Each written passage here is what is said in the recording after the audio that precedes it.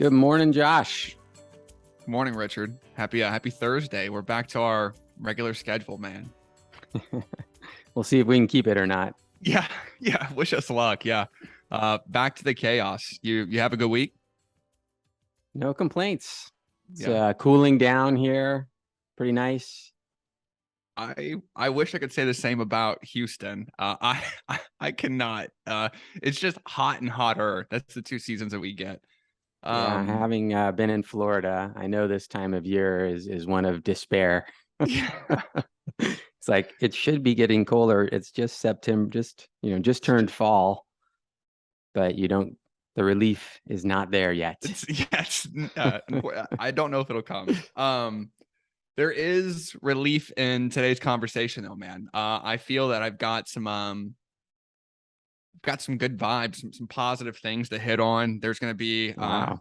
I was After excited Jerome Powell crushed everybody's hopes yesterday. I'm going to start there, brother. Yeah. Nice that you're feeling optimistic. Yeah, we are going to start there. Actually, before I pull that up, and we'll talk about the mega hike, is I think the jumbo hike is what they ended up calling it. It's been, I try to start all of our conversations with this, like, how are you feeling? As I was looking over my notes, the last maybe 4 meetings we've had, I've given you a bit more direction, and I've pulled up something like this rate hike and said, how are you feeling? And maybe I'm leading you a little bit. And so I wanted to maybe just zoom out today, and there is lots going on, and we're going to talk about the ETH merge and the Fed hike and all of that stuff. But, just wanted to see if you had anything on your chest, man. Maybe something that you've learned, heard about, talked about in another meeting, a podcast, something you have going on internally, you've read, things you're tracking in the market. I just wanted to give you a few minutes and see if you had anything burning to get off your chest before we get going. I mean, I got something that's off topic of the markets, but I did an incredible, I guess you could call it, interview. Let me see if I can pull this up over here. You can see my 1,000 things open, but all right. So this is on a YouTube channel called The Meaning Code. Okay. My friend Karen Wong, and this is a conversation with Wolfgang Smith and John Vervaeke. So Wolfgang Smith is a kind of philosopher of science, and really speaks to kind of the relationship between science and religion. And John Vervaeke is a cognitive scientist, head of the cognitive science department at University of Toronto. And he did a YouTube series called The Meaning Crisis, Awakening from the Meaning Crisis. So anyway, this was an incredible conversation. I think there's going to be a part 2, and it's gotten over 6,000 views so far. And these comments are amazing to read. That's awesome. So this is, not light material, but it's very foundational material. And I think it really gets at, it's very connected to the critique that you hear from me about, like, Boyds, this market's for the Boyds, etc. Right?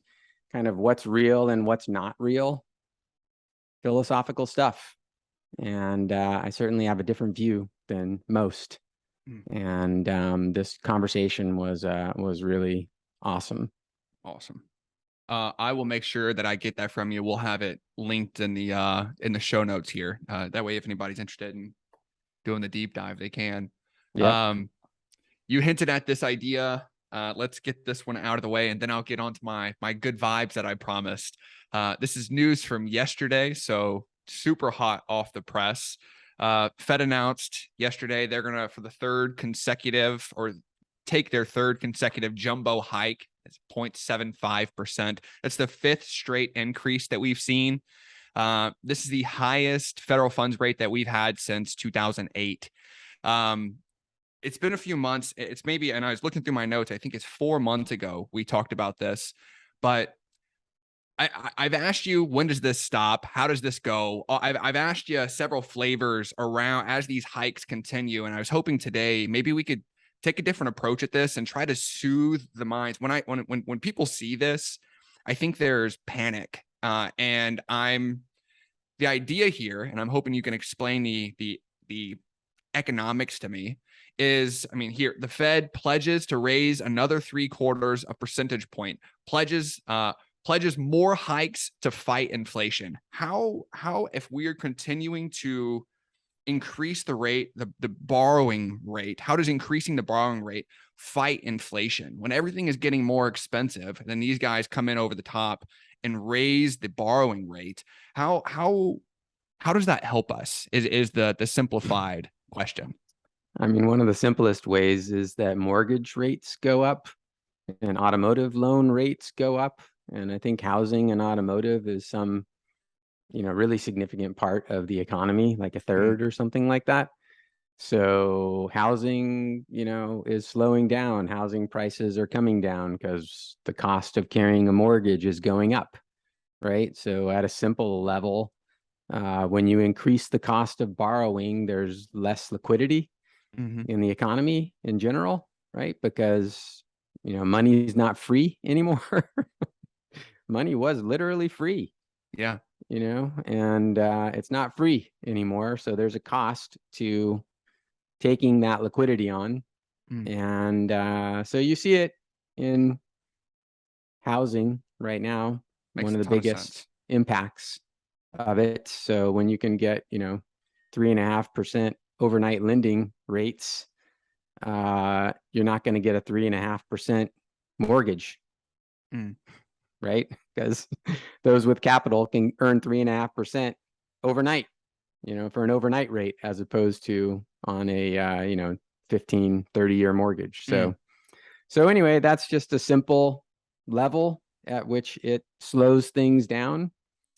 The trouble is that we're living in non-linear times. So, normally you think if you if you're on a kind of linear trajectory in a straight line and you give it a little nudge, you can just, change the trajectory of the line a little bit, right? Make it a little more up or a little more down. But in non-linearity, you don't have that control. So shout out to Ben Hunt at Epsilon Theory. He's been the one who's been on this. One of the aspects of inflation that the Federal Reserve really isn't in control. Their hikes aren't, they are having an impact. They will have an impact, but it's going to take a lot longer for them to have an impact than people realize. And he said the same thing when rates were going to zero and negative. They're not going to solve the problem this way. There's too much nonlinearity in the system right now. And so that's going on as inflation is taking off. That they just don't have the control that they think they do. And they've even admitted it now. So they're like, we don't know what's going to happen. We're flying blind. We got to go by the data when it comes out. We're not giving forward guidance anymore. And so at least they're admitting it, but we really don't know. We really don't know what's going to happen. We don't know what happens, when you push over here, if it's going to pop out somewhere else. That's the situation that we're in. That's why there's more volatility, more uncertainty, and nobody really knows. I'm speaking from total ignorance. So this is a question that maybe there's a really simple answer to. What we do know pretty sure, though, is that there's going to be a recession. If we're probably already in a recession. Yeah. And that's what the Fed said yesterday. They said, we're going to put the economy into a recession. We're no longer talking about the Goldilocks scenario and the soft landing. We're expecting a recession. And everybody was expecting the 75 basis point hike. They weren't expecting kind of the extendedness of, how long these hikes are going to go on for and how far unemployment is likely to go up, et cetera. So that was kind of the jumbo element of this particular meeting. Yeah, that was the quote that I pulled and I was going to read to us is Fed official signals the intention of continuing to hike until the fund level hits terminal rate or endpoint of 4.6 in 2023. Maybe one more question here, man. Is that is that the only and or best lever to pull to fight this inflation? Like, as we continue to hike these, are there any other variables or factors or things that the Fed or others that we could be pulling on to fight this? Or is this the only answer? Is like just continue to take these hikes until there's this, what do we call it? The terminal rate. The terminal rate is just a guess. By the way, even in his conference yesterday, he's like, look, we put our estimates down on paper. We take the average, and that's our terminal rate, right? Straight from the mouth of the chair of the Fed. This is back of the envelope, gang. So, they also have a huge balance sheet of securities that they've bought. So they're supposed to be doing quantitative tightening, which is selling off those securities. And, maybe they are, but I don't think they're doing it as fast as people thought they would. So that could be another hit. And, it just slows down economic activity. And it also makes people feel less wealthy, right? So the wealth effect kind of comes out of the psychology, and that slows down spending too. So I've said for a long time, I don't think this is ultimately something that the Federal Reserve should be exclusively responsible for, right? I think that we all have to be responsible for it. And part of the way that we do that is we, stop getting in these, giant swings of giddiness and despair, and start paying closer attention to a longer term picture that's sustainable, and that is really going to help our communities, help our families, etc. I'm going to switch gears just slightly because this may be the most inspiring story that I've had the chance to present on the show. I'm sure you've seen this. I'm sure many people that are tuning in have seen this, but Yvon Chouinard is the founder of Patagonia.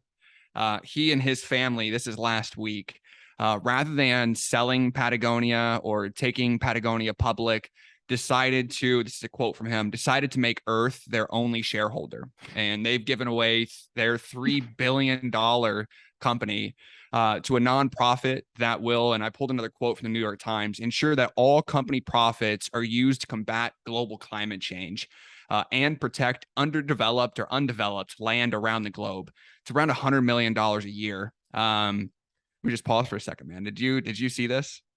I did see this. Yep. Yeah. I'm curious, what is it that's so inspiring about it to you?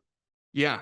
I was going to say, I don't even know if I have a question on this. I founded a podcast to build wealth. I come from, I'm a first generation graduate, and I feel that I immediately zapped into this, I'll use the term rat race, though that's overused and abused, but I am coin operated.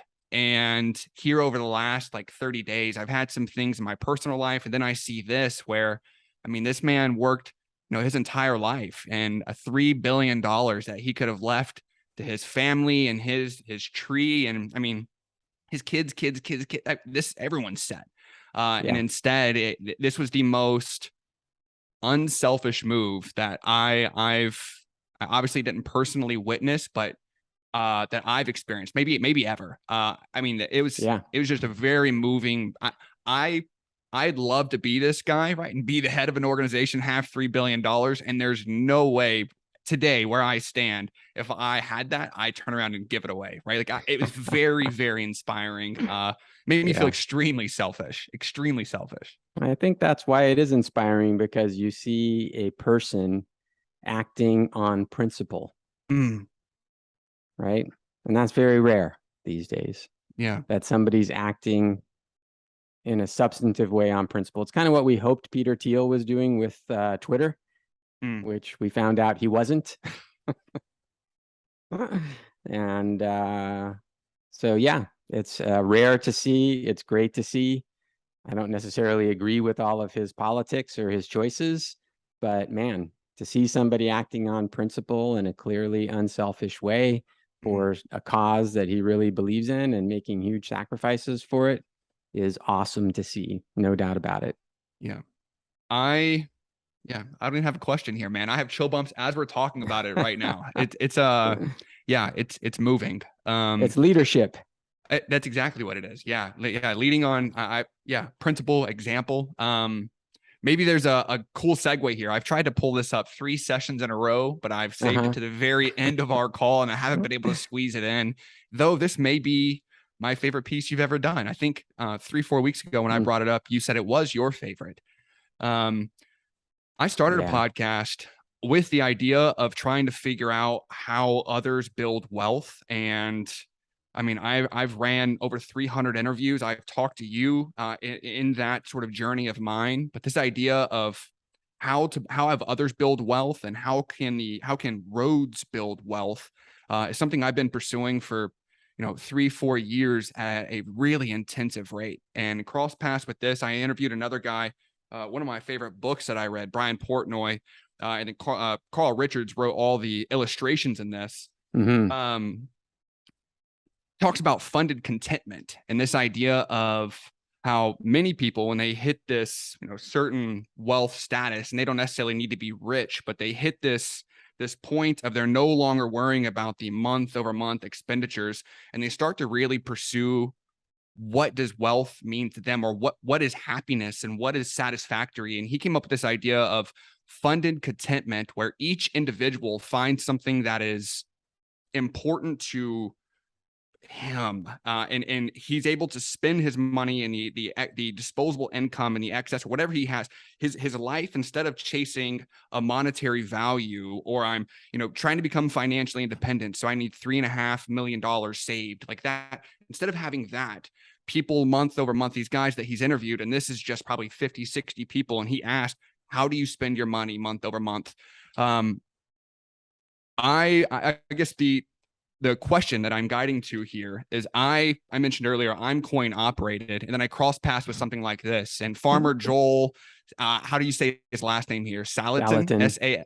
Yeah. Farmer Joel Salatin, his goal is not $3.5 million or his goal was new ponds. And I have a couple questions, but my first was just, how do you define wealth? If you've ever thought about that, what is wealth to you? I think it's something that we're defining and redefining throughout the course of our lives, right?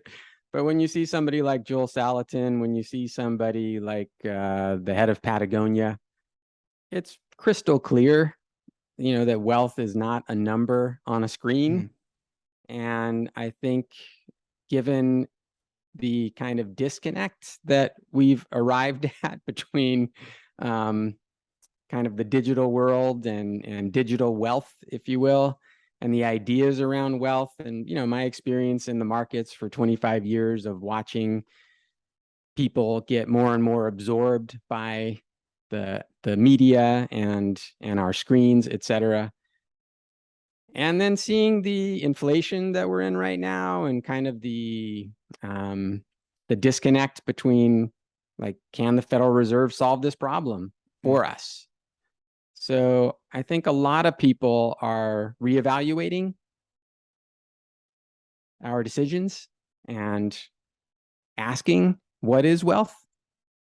And when you think about it, what was so impressive about Joel Salatin's farm was, one, he had a lot of family around him. He had a lot of young people around him who wanted to learn from him. At the end of the article, I talk about his mother, right? The best part. Yeah. She's still there at 95 and just enjoying it all and taking it all in. And that was, what she and her husband, Joel's father, started back in the 60s. Yeah. And it was really their own sweat and blood and their own creativity and their own courage, which led them to have the kind of fruitfulness and abundance that they clearly are enjoying right now. And nobody can really take it away from them, right? And they know that where their food's coming from every day, and they know it's going to be good quality food, and they know they're going to have people around them that they love and that love them. I it's hard to imagine how you get any better than that. Have you are you, and this is somewhat putting you on the spot, but do you have an idea of what your wealth or your funded contentment, what is your pond? I mean, have you I'm gotten to that point? fine where I'm at right now. Yeah. I don't have to do anything else. And, there's a famous saying, you can get wealthy by getting a lot or needing less, right? So I'm in the needing less phase now. Yeah. And a lot of what I'm involved in the markets and in developing software, et cetera, isn't so much because I'm trying to earn a living, but it's because I care about trying to get what I've learned out there to help people not get duped, Yeah, right? that's what I'm feeling, is a knowledge transfer, right? Like I feel, Yeah. I don't know what your answer is, but maybe that is your fun and contentment, is you've gotten But to this look, I point moved of, out to the country, right? I live on land. I have yeah, land in a small community. I like it here a lot better, much more intimate, more friends, more relationships. I go to church, which I didn't think I'd be going to church again in my life, but I actually love it. And it's a place where you are interacting with people, real people, I mean, Josh, I enjoy our conversations, but you and I have never met. Our lives aren't really intertwined. I don't know what your problems are. You don't know what my problems are. yeah, Right. So to be interacting and have relationships with real people that you see on a regular basis, and you start to get your lives intertwined, that's a different experience than this kind of digital social media experience. And I think everybody's got to have that. And I think that's getting lost in this digital world. And, one of my main points is that this digital world is not what it appears to be. It appears to be a world full of choice and full of liberation, but it's not. All of our choices are being presented to us, though they're artificial choices. When you go in and sign up for a Robinhood account or a Facebook account or whatever, you're getting presented with choices, yes. But both choice A and choice B benefit Robinhood or Facebook, no matter which one you choose, right? yeah, So yeah, there's a lot of choices, but there's always something behind the choice. So we have to be paying attention to that. We have to understand it. We have to really get it, that this is a world of media and propaganda and profit motive. Doesn't mean we can't participate in it. Doesn't mean we can't even benefit from it. But we do have to understand what it is and what it isn't. And what it isn't is like a place of liberation where we're going to be freed from our bodies and live in some kind of, metaverse bliss where we can fly around and have, friends from anywhere. And no, it's not going to work. yeah, So that's the big point that I think is driven home. Look, we can't all be Joel Salatin, right? And besides, like, the guy works his tail off. yeah, It's unbelievable. I mean, it's unbelievable. So not everybody can do that, sure, but we do have to appreciate it when we see it. And we have to understand that this screen-based, media-based reality that we're all spending more and more time in is not the real world. I appreciate the flexibility. I know that's not the dollars and cents that we typically get into, but I do think that type of conversation, I think this topic resonates, and I think a lot of people are feeling this, especially at the moment. Continue. I'm sorry. And bringing it back to the dollars and cents for a minute, what is going on in this digital world is that it's a financial world. Everything in it is transactional. Okay.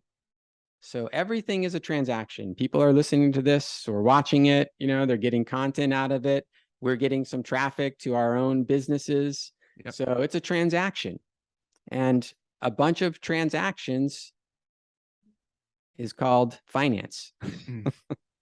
And finance is increasingly, run on computers today, right? So the math of finance was developed by Harry Markowitz back in the 50s. And it's called modern portfolio theory. and Google's using it, and Facebook's using it. And yes, so are hedge funds and venture capital funds and investment banks, et cetera, right? So this mathematics of finance is what's going on in the digital world. And that is why I think it's so important that we get educated about risk literacy. And when I'm talking about risk at this point, I'm talking about the mathematics of financial risk.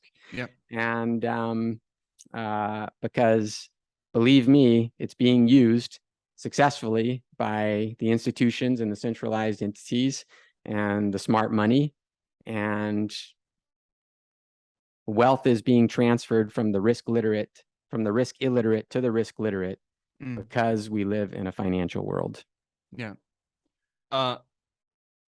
I'm looking at my time. I've got two stories that I want to brush on really quickly. You're talking about this digital world. There's not a better segue. We hit this last week or 2 weeks ago and said we would come back and hit on it. Spoke on the ETH merge a couple of weeks ago. They're moving away from proof of work to proof of stake architecture. We talked about the merge. We showed that cool graphic in the last call. I promised an update post-merge if it were to happen. And here we are. I don't know if you've seen or follow Greg. This dude's an anonymous account on Twitter. It's hilarious. He's got 300, almost 50,000 followers. Wow. But he makes really funny comments. And did the merge not work, or why is Ethereum down? I thought we were supposed to be at 10K by now. The merge was successful, but prices did not go to $10,000. In fact, the 24-hour window post merge, ETH dropped 10%. And so I went down the rabbit hole. I've got all sorts of variables. If the listeners that are tuning in have, if they're interested, I'd love to geek out on that, and we'll spend 10, 15 minutes in the next call doing that. But it was successful. And I think the big thing to call out here, while the market sort of let the dust settle and we figure out what the new norm in ETH is, the most important thing that we hovered around in the last call was this 99% reduction in electricity or in energy consumption. This is a Vitalik post. This guy, Drake Justin, is actually an ETH researcher, but the merge will reduce worldwide electricity consumption by 0.2%. That's basically if overnight you just flipped the switch and wiped Chile's energy consumption off the map, which I thought was pretty impressive. I don't even know if I have a question at the end of this. Nothing. Yeah, exactly. Maybe I just, if you have any color to add, awesome. This will be the last time we talk about Ethereum for a few weeks, just because this was sort of a big buildup. The only thing I really say about it right now is people going into the merge thinking that the merge was going to shoot the price of Ethereum up tenfold is a perfect illustrative example, of how, yes, the merge worked, right? It reduced energy consumption by 99 point whatever percent. Right. And it went off without a hitch, man. Impressive. Totally. And then Ethereum fell 10%. Right? So it's not what it appears to be. Yeah. And to get caught up in these narratives like that is not necessary. I'm stopping short of saying foolish, because I understand how it happens, but it's not how it works anymore. It's not how it works. There are so many players anticipating the merge, taking advantage of the people who think, oh, if this merge works, the price is going to shoot up. So they're in way ahead of time. They're selling, buy the rumor, sell the news, right? And by the way, Ethereum and Bitcoin are basically trading just like other risk assets right now. They've become correlated to other risk assets, other equities, etc. Which is wild. That was not the case when you and I started to work together. That was not the case a year ago, but it is today. Wow. And so that's what's going on. This is not really about narrative. Maybe it's about narrative in the long term. Maybe ETH will get to $10,000 in a few years, and it'll become the de facto chain for, a Web3 world. Count me skeptical still, but in the short term, that is not how it works. That's not what's going on. And if you're going into it believing that because Ryan Cohen owns so much of Bed Bath and Beyond, it's going to go up, or because Ethereum pulls the merge off, it's going to go up. No, not how it works. I've got, unless the listeners ask to double click into that, I'll punt. I've got some really cool graphics to your point of the expectation going into that merge, and the higher ups, the folks that are able to take advantage of the noise, and the folks that are playing behind the curve and responding to noise and being reactive versus proactive. I've got some really cool data and graphics. Maybe we'll be able to geek out on that in the next call. All right. One more story for you, if you have the time. You doing okay? Sure. Okay. Have you heard of Jack Butcher? I mentioned Carl Richards earlier. Have you heard of Jack Butcher? He creates, I'll show you, he built Visualize Value. Oh yeah, I have heard of this guy. Really simple graphics. I tried to get Jack on the podcast in December. The dude is so cool. Made $1 million bucks. Yep. Yeah, I made $1 million in 2020 off sales of just really simple graphics. And so at the end of December, here's some cool ones that I like. I have this drawn on my board here across the room, just portfolio watching. Here's another one of like fungible versus non-fungible. This is a cool one of perspective, right? Like it depends on where you're looking. So simple things like this that just kind of hit you right in the chest. I took both of his courses in December, and the point that I'm driving to, I'm taking a windy road to get there, is everything that you're looking at is built on Figma. And the man is a Figma guru, and he shared at the end of his course templates. He would build stuff live. It's my first time to see it. And for those that aren't familiar with what Figma is, it's basically Photoshop birthed in the cloud. And so it allows you to go in and build these different graphics, things that you're seeing like this, but it's highly collaborative. And so instead of just, if I was working on my computer here and I pulled up Photoshop, only I can work on that. And I'd have to share it with someone else, and then they can go work on it. I'd have to email it to them. With Figma, 12 people can jump into the same document, like a Google Doc, work live on the same presentation and leave comments. It's very collaborative. It was really sweet.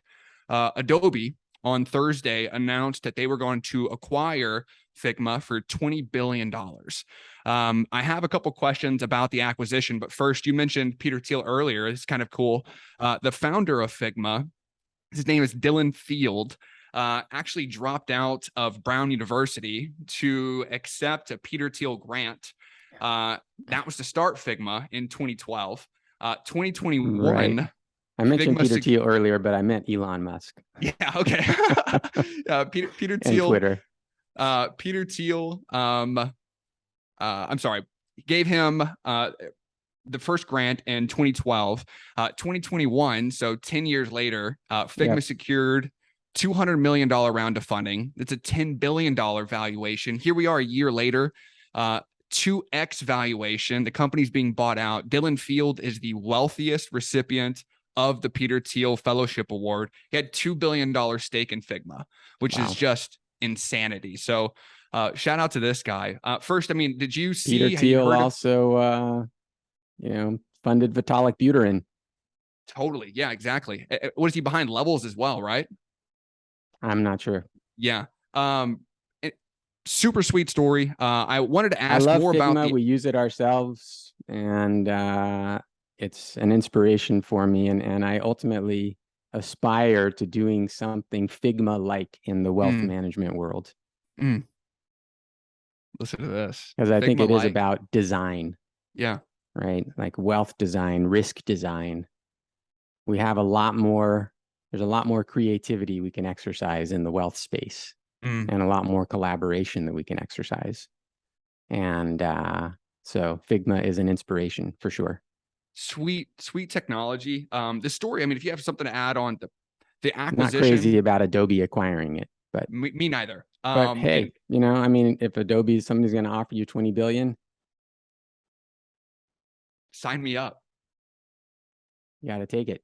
You totally don't have to, but it was not an illogical decision on the part of the founder. Me getting engaged or me pulling this up, halfly to talk about this, but I wanted to ask about, I listened to the All In podcast on a weekly basis, and I was listening to Chamath over the past, he's probably 3-4 days ago. This guy out of San Fran. Do you like Chamath? I, I can't stand him. I will listen. He was talking about how Microsoft has these enterprise licenses, and you buy a Microsoft license and you get access to their full suite of products, right? And so everything's bundled into one subscription. And anytime Microsoft finds a surfacing competitor, someone that can compete or that they feel is potential competition, kind of like Figma would be to Adobe, they just launch a 25% baked product into their suite and say, guys, you now get this for free. And it directly competes with that subscription over there. And so now you can get it for free within Like this Teams license versus Zoom. It's exactly right. Exactly right. And so Yeah. they launched it half baked. People hate Teams, but it's free because it's in my license. I'll just deal with the bumps and bruises until they iterate it.